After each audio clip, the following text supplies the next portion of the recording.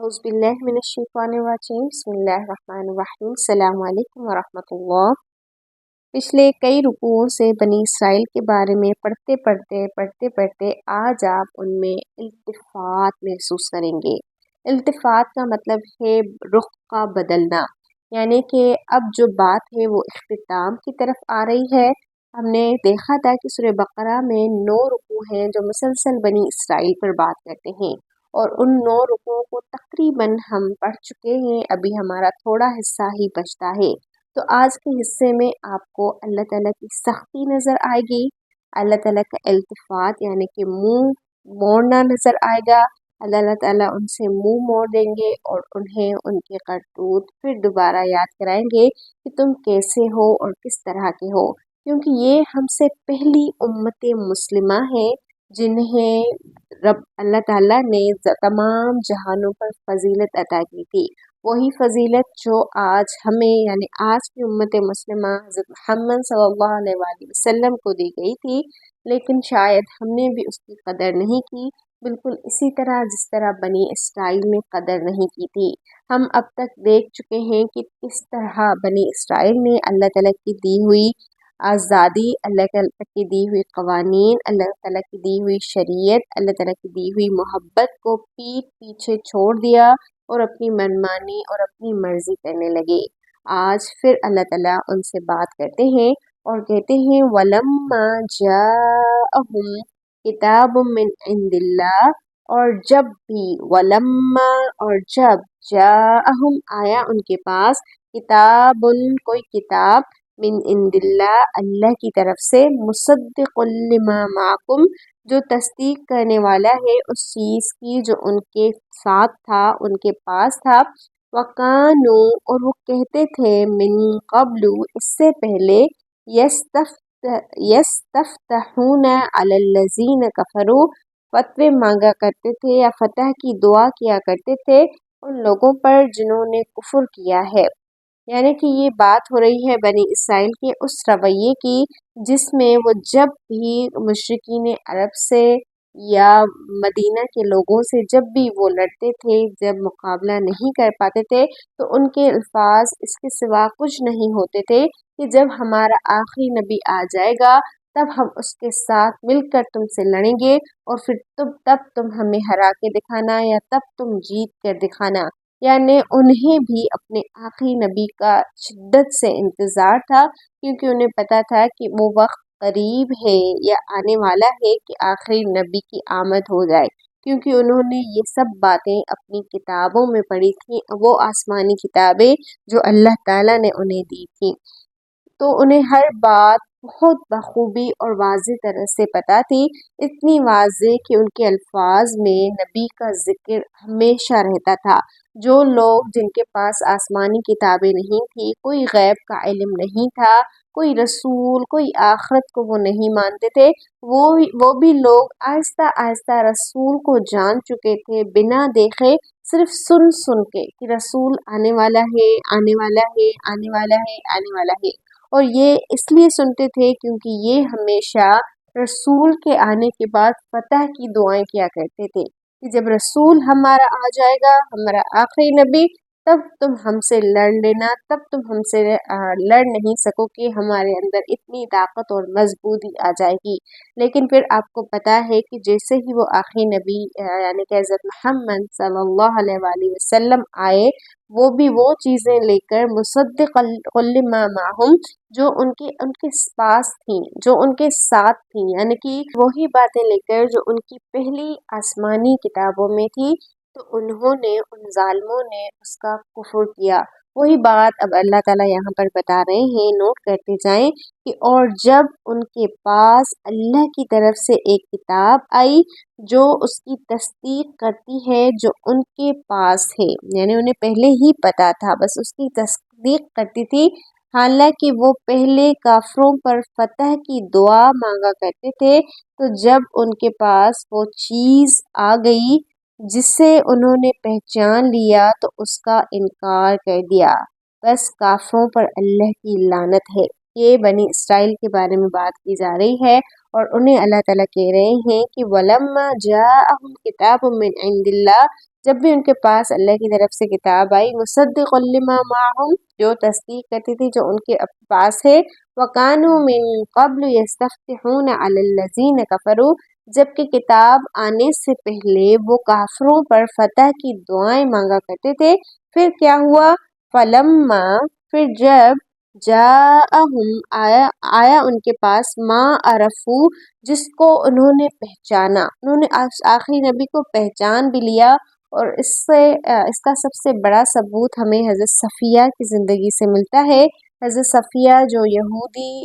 سردار کی بیٹی تھیں، جو بعد میں مسلمان ہو گئی تھیں اور آج ہماری امہات، ہماری امیوں میں شمار ہوتی ہیں۔ حضرت محمد صلی اللہ علیہ وآلہ وسلم کی زوجہ محترمہ، انہوں نے اپنے چاچا اور اپنے ابو کو بات کرتے ہوئے اپنے گھر میں سنا تھا کہ ہاں خدا کی قسم یہ وہی ہے، لیکن ہم اس پر ایمان نہیں لائیں گے، مرتے دم تک ہم اس کا کفر کریں گے، کیونکہ ان کے جو ضد تھی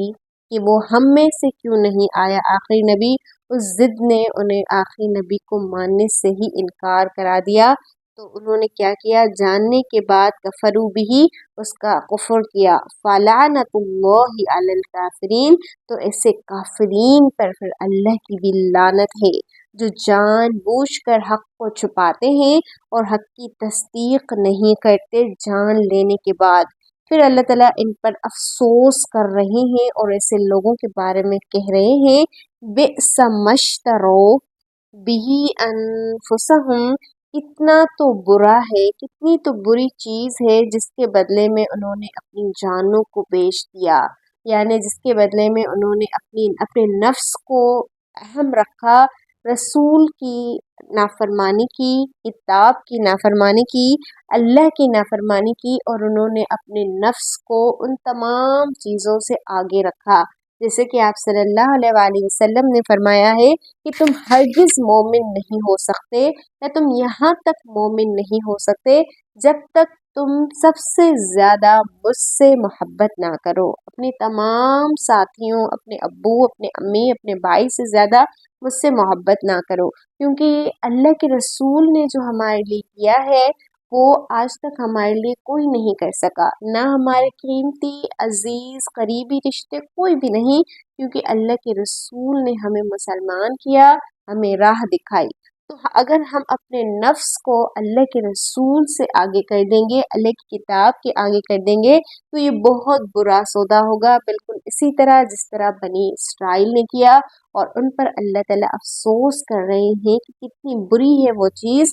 جس کے بدلے انہوں نے اپنی جانیں بیچ ڈالی۔ ان یکفروا بما انزل اللہ،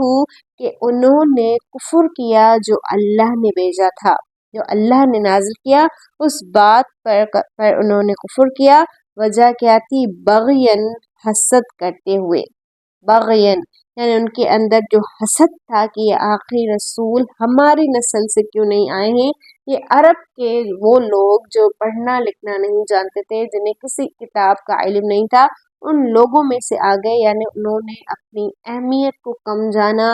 انہوں نے ان کی جو ایک خود پسندی تھی، جو ایک تکبرانہ انداز تھا، وہ ان کا نکل کر باہر آ گیا۔ اللہ نے انہیں آزمایا اور وہ اس آزمائش میں بالکل بھی پورے نہیں اترے، اور وہ حسد کی بنا پر اپنے نفس کے بھینٹ چڑھ گئے، انہوں نے اپنے نفس کو اللہ تعالیٰ کی رضا سے بڑھ کر چاہا۔ تو اللہ تعالیٰ کہہ رہے ہیں بغین، حسد پر، اور حسد کیا تھا؟ ان ینزل اللہ من فضلہ، کہ اللہ نے نازل کیا ہے اپنا فضل، علی من یشاء، جس پر انہوں نے چاہا، اس بات پر انہوں نے حسد کیا کہ اللہ کا فضل اپنے بندوں میں سے جس پر وہ چاہے اس پر کیوں نازل ہوا، یعنی وہ ہماری مرضی پر کیوں نہیں آیا، ہماری نسل میں سے کیوں نہیں آیا، اللہ نے اپنی مرضی کیوں نہیں دکھائی۔ تو اللہ تعالیٰ بھی ان کو یہ جواب دے رہے ہیں فَبَاءُوا بِغَضَبٍ عَلَى غَضَبٍ، پھر وہ اللہ کے غضب کے اوپر غضب میں لوٹے،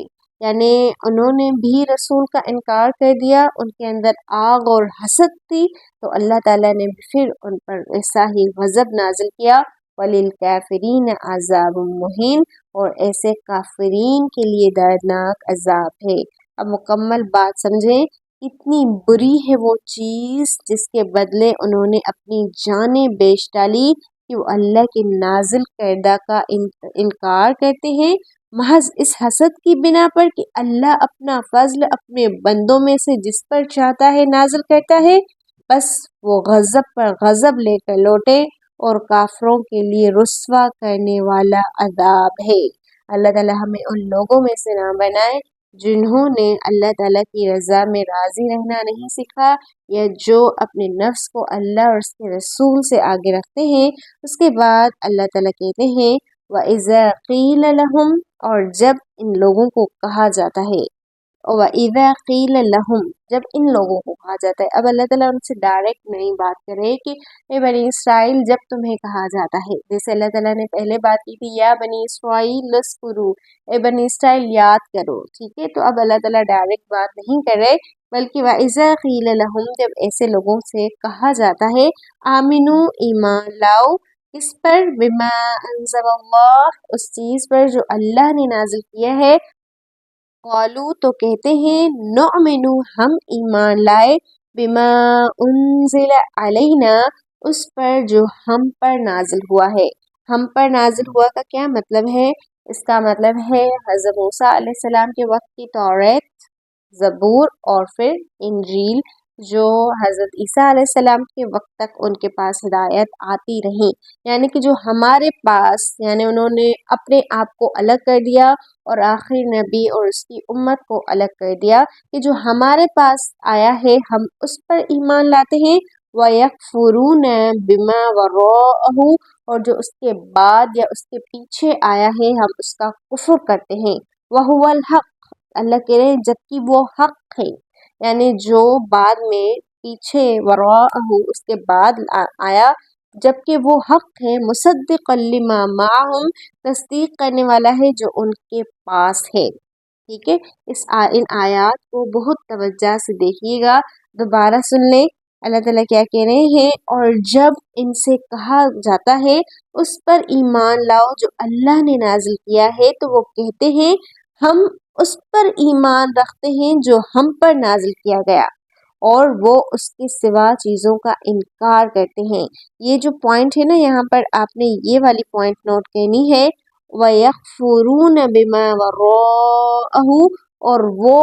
اپنے اس کے پیچھے جو چیز آئی ہے اس کا انکار کرتے ہیں۔ یہاں پر بات وہ آ گئی، التفات، یاد ہے میں نے بتایا تھا نا آپ کو کہ یہاں پر اب اللہ تعالیٰ ان سے منہ موڑ دیں گے، منہ پھیر دیں گے۔ اللہ تعالیٰ کہہ رہے ہیں، شروع میں کہا جاتا تھا، اللہ تعالیٰ نے کہا کہ جب انہیں کہا جاتا ہے ایمان لاؤ جو اللہ نے نازل کیا، تو کہتے ہیں کہ ہم اس پر ایمان لائے جو ہم پر نازل ہوا، اور وہ اپنے اور وہ یعنی کہ اللہ تعالیٰ نے منہ ان سے پھیر دیا، یعنی دور کر دیا اللہ تعالیٰ نے خود سے۔ جب اللہ تعالیٰ کسی کے بارے میں وہ کا ذکر کرتے ہیں نا، یعنی کہ اللہ تعالیٰ نے اسے اپنی طرف سے یا اپنے پاس سے بہت دور کر دیا، اور وہ جو اس کے پیچھے آیا ہے یعنی قرآن، اس کا انکار کرتے ہیں، جبکہ وَهُوَ الْحَقُّ، جبکہ وہ حق ہے، یعنی وہ قرآن، وہ نبی جبکہ حق ہے، مصدقا لما معہم، تصدیق بیان کرتا ہے جو ان کے ہاتھوں میں ہے، یعنی کہ وہ سچی بات ہی ہے۔ قل،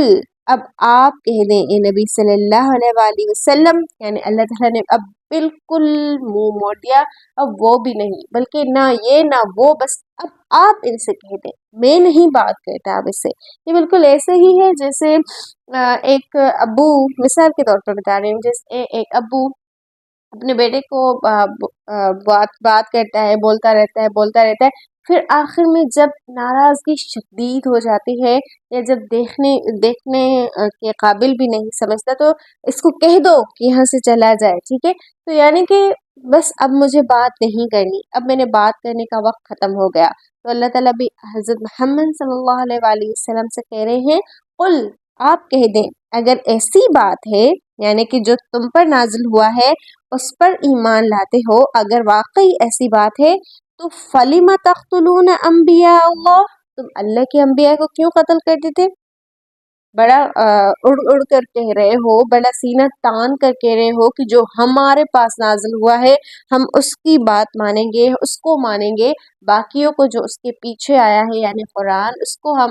انکار کر دیں گے، یا انہوں نے انجیل اور حضرت عیسیٰ علیہ السلام کا بھی انکار کیا تھا، یہ بات بھی ہم پیچھے دیکھائے ہیں۔ تو ایسی اگر بات ہے تو تم اس سے پہلے انبیاء کو قتل کیوں کرتے تھے؟ مانتے تھے تو انبیاء کا قتل کتنی بڑی بات ہے۔ من قبل، اس سے پہلے، ان کنتم مؤمنین، اگر تم مومن ہو، اگر تم سچے ہو تو حالانکہ وہ حق ہے جو اس کی تصدیق کرتا ہے جو ان کے پاس سے، کہہ دو اگر تم مومن تھے تو اس سے پہلے اللہ کے نبیوں کو کیوں قتل کرتے تھے؟ بڑا کہہ رہے ہو نا ہم اس پر ایمان لائے جو ہمارے پاس ہے، تو اگر تم واقعی مومن تھے، واقعی تم نے ایمان لایا تھا تو تم اس سے پہلے نبیوں کو کیوں قتل کیا کرتے تھے؟ یہ تھا تمہارا ایمان۔ اب آگے اللہ تعالیٰ دیکھیں کیا کہہ رہے ہیں آیت نمبر 92 میں، وَلَقَدْ جَاءَكُم مُوسَىٰ، چلو باقی نبیوں کو تو چھوڑو جن کو تم نے قتل کر دیا، تمہارے پاس جو موسیٰ آئے تھے، جو موسیٰ علیہ السلام کی اہمیت بنی اسرائیل کے زیادہ کے یہاں بہت زیادہ ہے، کیونکہ انہوں نے ہی انہیں فرعون کی غلامی سے آزاد کرایا تھا۔ وہ ان کے پہلے نبی تھے حضرت یوسف علیہ السلام کے بعد، اور وہ بہت عرصہ ان تک رہے تھے۔ حضرت موسیٰ علیہ السلام کے دل میں بہت محبت تھی بنی اسرائیل کے بارے میں، جو بعد میں آہستہ آہستہ نکل گئی تھی ان کی اپنی کرتوت کی وجہ سے، اور حضرت موسیٰ علیہ السلام نے اللہ تعالیٰ سے شکایت بھی کی تھی، یا ایسا بھی کہا تھا اپنے الفاظ میں کہ آپ ان کو مجھ سے دور کر دیں۔ تو حضرت موسیٰ علیہ السلام کی بڑی اہمیت ہے۔ تو ٹھیک ہے، تم باقی نبیوں کو تو چھوڑو جن کو تم نے قتل بھی کیا۔ وَلَقَدْ جَاءَكُم مُوسَىٰ بِالْبَيِّنَاتِ، جب تمہارے پاس موسیٰ آئے تھے بالبینات، بینات لے کر، وَلَقَدْ، اور یقیناً آ چکے، جاءکم، آ چکے تمہارے پاس، موسیٰ علیہ السلام بالبینات، واضح نشانیاں لے کر، بینات لے کر، ثم اتخذتم العجل، تو تم نے ایک بچڑے کو معبود بنا لیا، من بعدہ، اس کے بعد، وَأَنْتُمْ ظَالِمُونَ، اور تم ہی ظالم تھے، یعنی بڑا تم ایمان کرتے ہو، یہ تھا تمہارا ایمان؟ ایسا ہوتا ہے ایمان کہ یقیناً موسیٰ تمہارے پاس کھلی نشانیاں لے کر آئے، پھر بھی تم نے ان کے بعد بچڑے کو معبود بنا لیا، حالانکہ تم ظالم تھے، یعنی تم نے شروع سے ہی اللہ تعالیٰ کی بات نہیں مانی تھی۔ آج تمہارا انکار کوئی نئی بات نہیں ہے، بلکہ وہ وقت بھی یاد کرو، وَإِذَا أَخَذْنَا، اور جب ہم نے لیا تھا، میثاقکم، تم سے میثاق، ورفعنا فوقکم الطور، اور ہم نے تمہارے اوپر طور کو کھڑا کر دیا تھا، خذوا ما آتیناکم، اور ہم نے تمہیں کہا تھا پکڑو جو ہم تمہیں دے رہے ہیں، بقوت، مضبوطی کے ساتھ، واسمعوا، اور سنو۔ وہ وقت بھی یاد کرو، بڑا تم کہتے ہو نا کہ ہم ایمان لائے، یہ تھا تمہارا ایمان؟ شروع میں جو تم کہتے ہو کہ وہ ہم اس پر ایمان لائے جو ہمارے پاس نازل ہوا ہے، ایسے لایا جاتا ہے ایمان کہ اور جب ہم نے تم سے عہد لیا اور طور کو تم پر بلند کیا، جو کچھ ہم نے تمہیں دیا ہے اسے مضبوطی سے پکڑو اور سنو، تو تمہارا جواب کیا تھا؟ قالو، تم نے کہا، سمعنا وعصینا، ہم نے سنا اور ہم نے نافرمانی کی۔ یہ تھے تمہارے الفاظ، اس وقت بھی تمہارے الفاظ یہ تھے جب موسیٰ علیہ السلام تمہارے پاس تھے، جب تمہیں شریعت اور قانون دیا گیا تھا اور تم نے اسے سن کر اس کی نافرمانی کی تھی۔ وَأُشْرِبُوا فِي قُلُوبِهِمُ الْعِجْلَ، تمہارے دل میں بچڑے کی محبت کو پھینک دیا گیا تھا، پیوست کر دیا گیا تھا، ڈالا گیا تھا، بِكُفْرِهِمْ، تمہارے کفر کے سبب، یعنی کہ تمہارے اندر اس وقت بھی بچڑے کی محبت گھر کر چکی تھی۔ قل، اے نبی صلی اللہ علیہ وآلہ وسلم، آپ ان سے کہہ دیں، یعنی کہ اب اللہ بات نہیں کر رہے، آپ ان سے کہہ دیں، بئس ما یأمرکم بہ، بہت برا ہے جو تمہیں حکم دیتا ہے، ایمانکم، تمہارا ایمان، ان کنتم مؤمنین، اگر تم مومن ہو، یہ ہے تمہارا ایمان؟ بہت برا ایمان ہے جو تمہیں حکم دیتا ہے کہ تم اللہ کی بات سنو بھی اور تم اس کی نافرمانی کرو۔ تو انہوں نے کہا ہم نے سنا اور نافرمانی کی، اور ان کے دلوں میں بشرے کی محبت پیوست ہو گئی ان کے کفر کی وجہ سے۔ کہہ دو تمہارا ایمان تمہیں کیا ہی بری چیز کا حکم دیتا ہے اگر تم مومن ہو، یعنی کہ یہ ہے تمہارا ایمان۔ اب آگے اللہ تعالیٰ ان سے کہہ رہے ہیں قل، اے نبی صلی اللہ علیہ وآلہ وسلم آپ ان سے کہہ دیں، یعنی کہ اب اللہ تعالیٰ نے ان سے پوری طرح منہ پھیر لیا ہے، کیونکہ اب وہ ایمان نہیں لائیں گے۔ ان کے اندر اس وقت، ان کے آباء و اجداد کے وقت میں بھی ان کے اندر ان کے دل میں بشرے کی محبت گھر کر چکی تھی، اور آج ان کا نفس انہیں اللہ کی نافرمانی کی طرف ابھارتا ہے ان کے ضد اور حسد کی وجہ سے۔ قل، تو آپ کہہ دیں ان کانت لکم الدار الآخرۃ عند اللہ خالصۃ، ان کانت اگر تھا ہے اور رہے گا، لکم الدار الآخرۃ تمہارے لیے آخرت کا گھر، عند اللہ اللہ کے نزدیک، خالصۃ خالص، من دون الناس اور لوگوں کو چھوڑ کر، فتمنوا الموت تو موت کی تمنا کرو، ان کنتم صادقین اگر تم سچے ہو۔ یعنی کہ تمہیں یہ ایک خوش فہمی ہے نا بڑی کہ تم اللہ کے چہیتے اور اللہ کے پیارے ہو، اور انبیاء تمہارے پاس آئے ہیں اور تم کچھ بھی کہہ لو گے لیکن تم جہنم میں نہیں جاؤ گے، یا جاؤ گے بھی تو 2-3 دن، یعنی تمہیں آج بھی لگتا ہے نا کہ تم خاص ہو اللہ کے نزدیک، اور اللہ تعالیٰ نے تمہارے لیے خاص اپنے پاس ایک جنت میں گھر بنا لیا ہے، تو اگر ایسی بات ہے تو تم موت کی تمنا کرو۔ یا ظاہر ہے اگر آپ کو کوئی 100% یقین دلا دے، یا آپ کے دل میں خود ہی 100% یقین ہو کہ کیونکہ میرے ابا ایسے تھے، میرے چچا ایسے تھے، وہ ایسے تھے، یہ ایسے تھے، تو ہم تو پکا جنتی ہیں، ہم تو جنت میں ہی جائیں گے، تو کون نہیں چاہے گا کہ جلدی موت آ جائے اور ہم جنت میں چلے جائیں، جب ایک اندر سے یقین ہو۔ تو اللہ تعالیٰ کہہ رہے ہیں کہ اگر ایسی بات ہے تو تم موت کی تمنا کرو، وَلَن يَتَمَنَّوْهُ أَبَدًا، سے یہاں پر یہ پڑھ لیں، کہہ دو اگر آخرت کا گھر اللہ کے نزدیک صرف تمہارے لیے خاص ہے سب لوگوں کو چھوڑ کر، تو موت کی تمنا کرو اگر تم سچے ہو۔ اب اس کا جواب خود ہی اللہ تعالیٰ دے رہے ہیں وَلَن يَتَمَنَّوْهُ أَبَدًا، یہ کبھی بھی ہرگز نہیں، کبھی نہیں موت کی تمنا کریں گے، کیوں؟ بما قدمت ایدیہم، اپنے ہاتھوں کے کرتوت کی وجہ سے، اپنی کمائی کی وجہ سے، واللہ علیم بالظالمین، اور اللہ ظالمین کو خوب جاننے والا ہے، اور وہ کبھی بھی اس کی تمنا نہیں کریں گے، کبھی بھی موت کی تمنا نہیں کریں گے، ان کے اعمال کی وجہ سے جو ان کے ہاتھوں نے آگے بھیجے ہیں، اور اللہ ظالموں کو خوب جانتا ہے۔ یہ بنی اسرائیل کے بارے میں آخری باتیں چل رہی ہیں، انشاءاللہ ہمارے کچھ کلاسز کے بعد آگے وہ پورا جو ان کی اہمیت تھی، جو ان کے لیے ایک خاص درجہ تھا اس دنیا میں عالمین پر، وہ اللہ تعالیٰ حضرت محمد صلی اللہ علیہ وآلہ وسلم کی امت یعنی ہمیں دیں گے، پھر ہمیں بھی اللہ تعالیٰ قانون اور شریعت دیں گے، اور ہم نے اپنا جائزہ ان اللہ تعالیٰ کی آیات کے ذریعے لینا ہے، اور ان آیات سے بھی بہت کچھ سیکھنا ہے۔ پھر ہم ملیں گے۔ السلام علیکم ورحمۃ اللہ۔